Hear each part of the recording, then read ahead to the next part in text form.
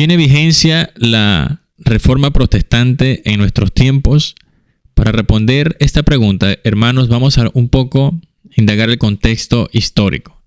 Como bien hemos escuchado, tiene origen el 31 de octubre del año 1517, encabezado por Martín Lutero, confrontando las prácticas religiosas, políticas de la Iglesia Católica Romana. Pero siendo honestos con la historia, tenemos que mencionar a hombres precursores a Martín Lutero que también se habían manifestado en contra de dicha iglesia. Hombres como, por ejemplo, Peter Baldo, tenemos a John Wycliffe, tenemos a John Huss y tenemos a Savonarola. Hombres que se manifestaron también en contra de dichas prácticas, pero que no tuvieron el impacto que sí tuvo quizás Martín Lutero, apoyado por un movimiento humanista que también se está manifestando en contra del abuso político que ya estaba teniendo la Iglesia Católica Romana y que clamaban a voz en cuello ir a las fuentes, a los documentos originales y a ver si las prácticas que se llevaban a cabo realmente eran honestas o eran históricamente respaldadas. También el inicio de la imprenta chocó o coincidió con el movimiento de Martín Lutero. Ese movimiento que se ve despertado en él por la intención de conocer cómo tener justificación ante Dios, dado que, como bien sabemos también, él era un monje católico romano que dentro de la iglesia, practicando la religión, no encontraba tener paz para con Dios. Él se intentaba confesar, recibir las confesiones, las prácticas que se les enseñaban para tener dicha comunión y paz, y no lograba alcanzarlo hasta que uno de sus superiores les entrega una Biblia para ver si allí podría encontrar la solución a dicho problema que le estaba teniendo.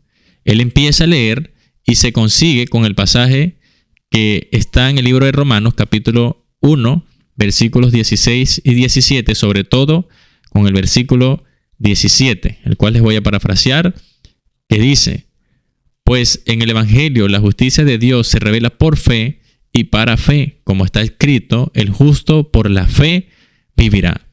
Él se encuentra con este pasaje, el cual le llama poderosísimamente la atención.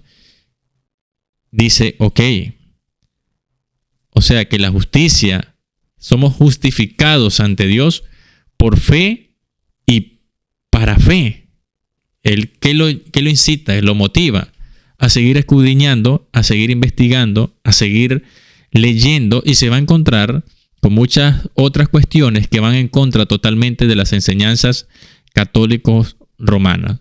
Una de las cuales llamó poderosísimamente su atención era la venta de indulgencias, la cual suponía el poder comprar el perdón de pecados o la salvación misma. También chocó con la doctrina del purgatorio.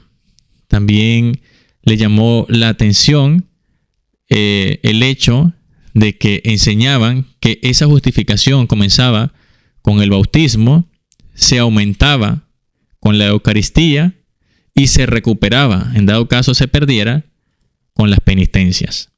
Él empieza entonces este movimiento estudiando y clavando sus 95 tesis en la Catedral de Wittenberg, la cual, dicho sea de paso, no pretendía causar un cisma o una reforma.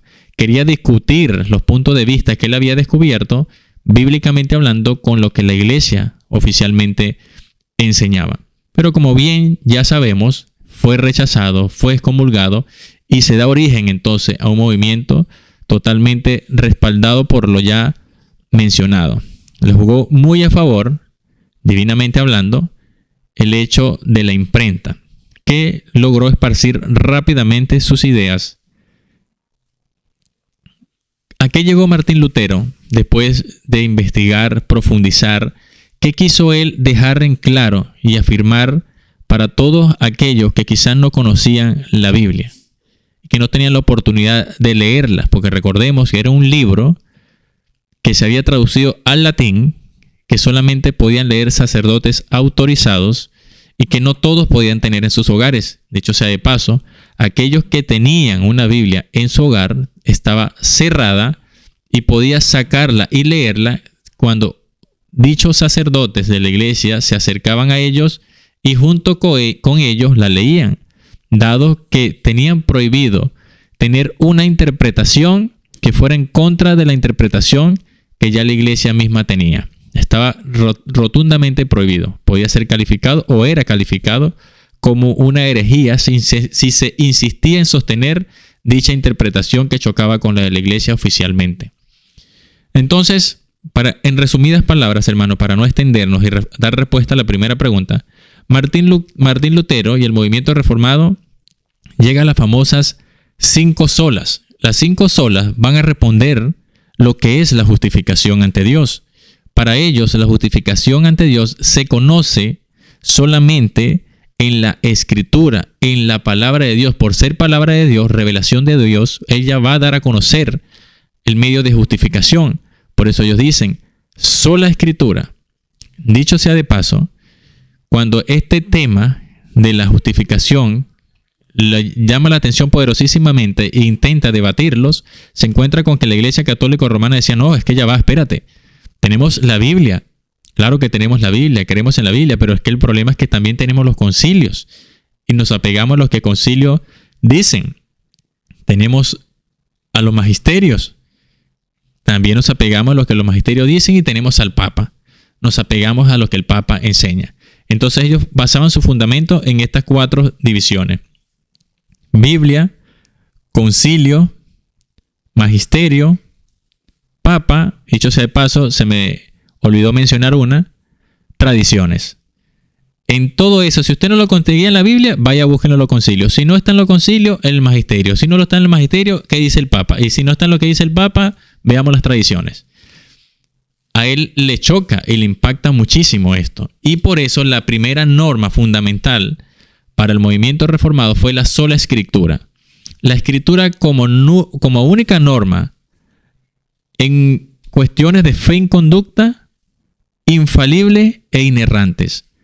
Todo lo que el creyente cree y necesita para la justificación y salvación la van a encontrar solamente en las Escrituras. Sí, también aceptamos o creen en las tradiciones siempre y cuando no contradigan las Escrituras. También se cree y se aceptan los concilios siempre y cuando no contradigan las Escrituras. La Escritura va a ser la única norma, como bien repito y recalco, inerrante e infalible en cuanto a la fe y conducta. En ellas entonces podemos encontrar la justificación ante Dios. ¿Cuál es el segundo punto? Sola fe o sola fide. Solo por fe accedemos a esa justificación ante Dios. La recibimos con el tercer punto, sola gracia. Nos fue dada solo por gracia de Dios. Vamos al cuarto punto, solo Cristo. Solo a través de Jesucristo, el Señor y Salvador. Y el quinto punto, solo a Dios la gloria. Es decir, en estos 5 puntos, Él encerró, o mejor dicho, el movimiento reformado protestante, encerró lo que para nosotros es la justificación ante Dios. Se conoce solo a través de las Escrituras, se recibe por fe, por la gracia de Dios, a través de nuestro Señor y Salvador Jesucristo, y todo esto para darle gloria al Padre Celestial. El último punto que hace énfasis allí, Él está anulándose allí lo que la Iglesia Católica Romana decía, que la fe se obtiene por fe y malas obras. Él decía, no, según las Escrituras, la salvación es solo por fe y para la gloria de Dios las obras que nosotros hacemos. Porque si hemos recibido una fe genuina, el Espíritu Santo que mora ya en nosotros nos va a dar inicio a un proceso de santificación que nos va a llevar a progresar positivamente en nuestra vida a manera de glorificar el nombre de Dios. O si se quiere decir, hacemos lo que hacemos de manera positiva, gracias o en resultado a la gracia de la salvación que ya el Señor Dios, nuestro Padre Celestial, ya nos regaló. Bien, entonces en estos 5 puntos podemos profundizar bíblicamente hablando, encontrar el sustento bíblicamente hablando, sí, mis queridos hermanos, pero vamos a responder a la pregunta que hicimos en un principio. ¿Tiene vigencia todavía el movimiento reformado al día de hoy? Y la respuesta va a ser un rotundo sí.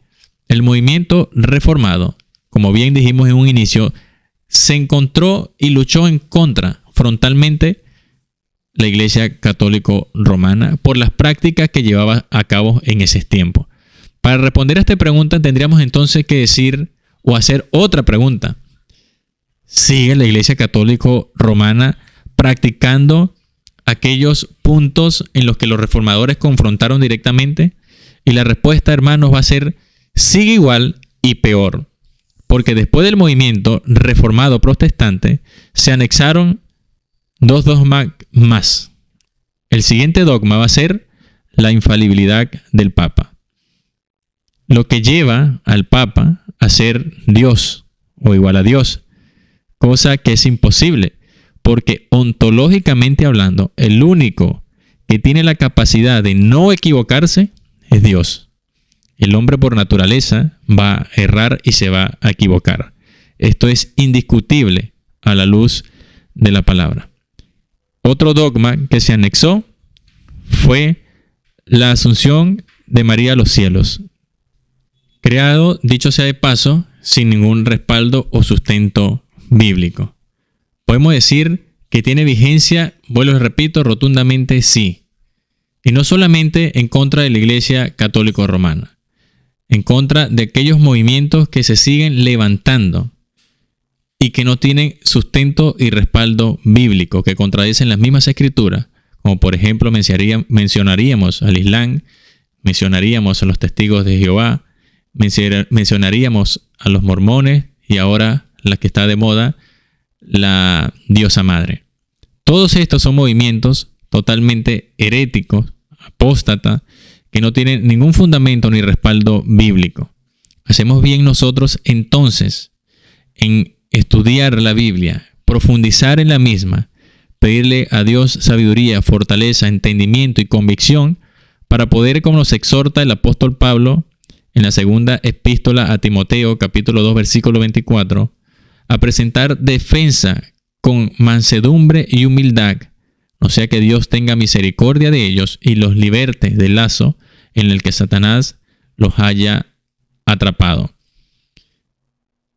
Es claro, hermanos, dejar esto bien claro, valga la redundancia, porque lamentablemente hoy en día se quiere pintar como que esto ya pasó, como que estos movimientos ya son vigentes, que ya se comportan de manera bíblica, que ya lo podemos aceptar como hermanos, cayendo así en un error de ecumenismo. En ninguna manera el movimiento reformado ha perdido vigencia, todo lo contrario, debería agarrar más fuerza para presentar defensa con aquellas falsas doctrinas nuevas, con las que ya existen y que ya conocemos, y aquellas nuevas que también están saliendo. No vamos a llevar el Evangelio de Dios con tibieza, edulcorándolo, endulzándolo con vanas palabras, en ninguna manera. Tenemos que hacer como el mismo libro de Romanos nos anima en el capítulo 1, versículo de Dios. No me avergüenzo del Evangelio de Dios, porque es poder de Dios para salvación a todo aquel que cree, primeramente judío y también al griego. Para todo aquel que crea. Por ende, jamás debemos avergonzarnos y poner oposición a aquello que sabemos y conocemos está contrario a las Escrituras. Mis queridos hermanos, quiero cerrar con una frase que usó el movimiento reformado y es: la iglesia reformada siempre reformada. ¿Qué querían decir ellos con esto? Que la iglesia siempre tenía que estar atenta a aquellas enseñanzas que llegaban a la iglesia, estar revisando constantemente a la luz de las Escrituras si esto era cierto o no. Y si no era cierto, confrontarlos y reformarlas y traerlas de nuevo a las Escrituras, al principio bíblico. Esto es lo que quiere decir la iglesia reformada, siempre reformada. No tratar de inventar conceptos nuevos y contradictorios a lo que nosotros creemos como creyentes. Hermanos, eso sería todo lo que le quería compartir. No me quise extender mucho históricamente hablando porque tenemos bastante conocimiento o canales que quizá explican mejor el paso a paso de los acontecimientos históricos del movimiento. Lo que quería era atacar el fundamento y el si tenía vigencia hasta nuestros tiempos hoy.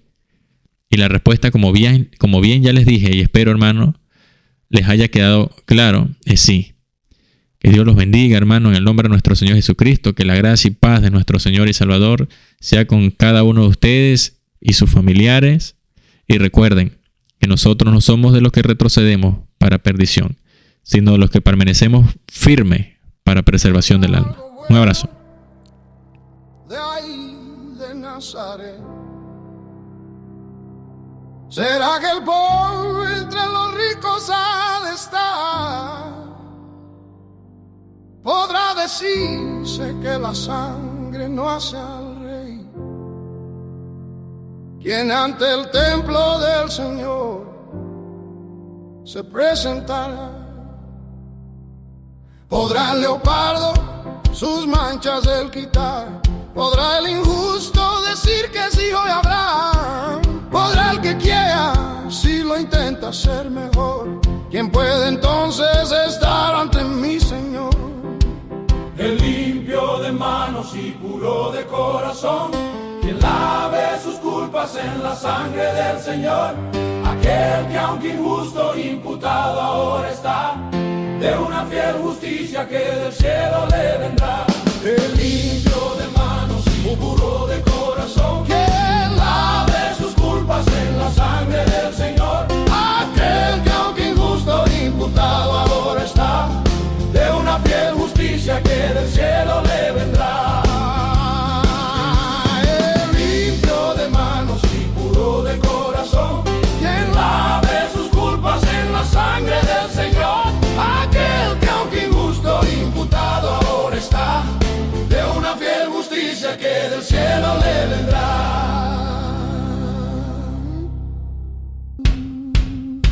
Por eso baja al río y sepultado serás, y luego que ascienda resucitado estarás. Invoca su nombre y tus culpas lava ya, se limpió de manos y puro de corazón. Y junto a los santos al son de su voz marchar, tú con los redimidos en su ejército estarás. Al final trompeta cuando en gloria volverá, con él estaremos para siempre hasta final.